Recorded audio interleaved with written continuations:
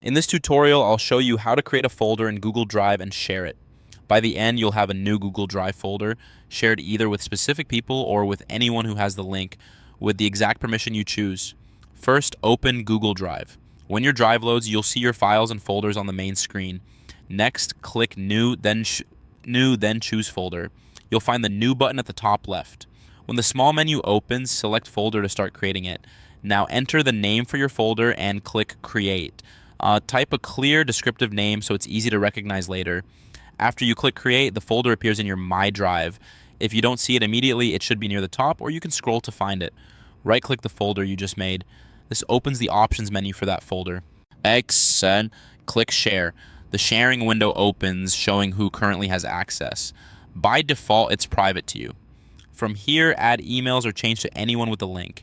If you want to share with specific people, click into the Add People in Groups field, type their email addresses, and make sure you select the correct accounts from the suggestions. If you prefer to share with a broader audience, change the access setting to anyone with the link. This makes the folder accessible to anyone who has the link without adding their emails.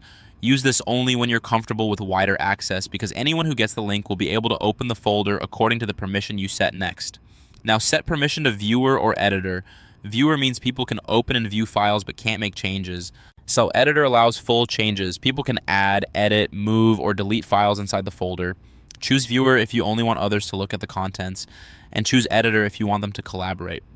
Take a moment to confirm you're giving the right level of access, especially with anyone with the link, since editor there gives broad control.